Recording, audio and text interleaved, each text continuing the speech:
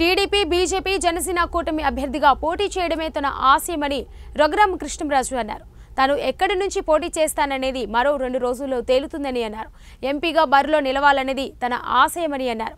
తాను కోరుకుంటున్నట్టు కేంద్రమా, ప్రజలు కోరుతున్న రాష్ట్రమో త్వరలోనే తేలుతుందని తెలిపారు. సో అంచేత కూటమి అభ్యర్థిగా నరసాపురం నుంచి సర్వేలు చేసుకోండి. కనీసం 2 లక్షల మెజార్టీతో నెగ్గుతాను అని మీకు అనిపిస్తే అవకాశం ఇవ్వండి అని చెప్పి నా వంతు ప్రయత్నం తెలియజేసే ప్రయత్నం నేను చేస్తున్నా. సో నాకు నా నమ్మకం కూటమి అభ్యర్థిగా పార్లమెంట్కి సర్వేల అనంతరం అవకాశం వస్తుందేమో అని నా భావన. ఒకవేళ అది కాదు,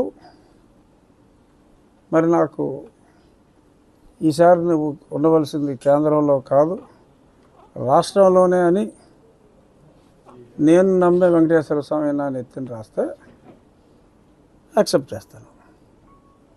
కేంద్రంలో ఉంటామా, రాష్ట్రంలో ఉంటామా, ఢిల్లీయా,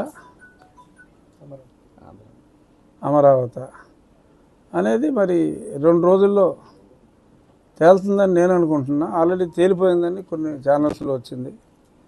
సో ఏదోటి నిజమవుతుంది.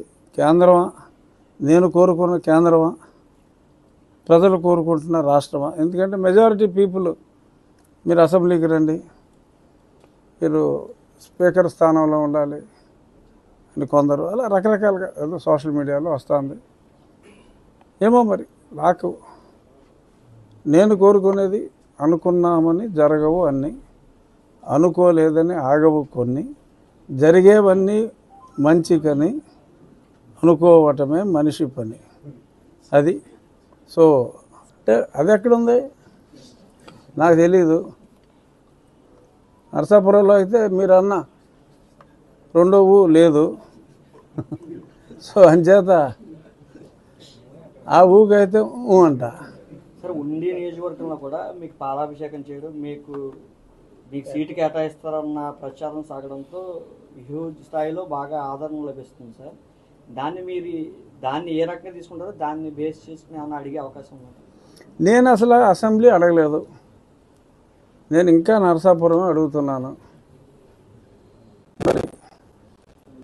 ఇందాక చెప్పాను కదా, దేవుడు ఏది రాశాడో ఈ నాయకులు నన్ను ఎత్తిన ఏ సీటు రాస్తారో నాకైతే నిజంగా తెలియదు. నేను మీడియాలో వార్తలే చూసా. మీకులాగా తెలుసని మీరు అనుకుంటాలో తప్పులేదు, కానీ తెలియనప్పుడు తెలియదని చెప్పడంలో కూడా తప్పులేదు. నేను ఏదో డాబుకి నాకు అన్నీ తెలుసని చెప్పుకోను, ఎందుకు ఊరికే వేస్ట్. చూద్దాం. ఒకసారి రేపు చంద్రబాబు నాయుడు గారు వస్తున్నారు కాబట్టి జాయినింగ్ ఉంటే ఎలాగో తెలుస్తుంది. జాయినింగ్ లేకపోతే ఏమన్నా జాయినింగ్ అన్నారు కదా అని మీరే అడగవచ్చు. ఆయన ఏం చెప్తారు.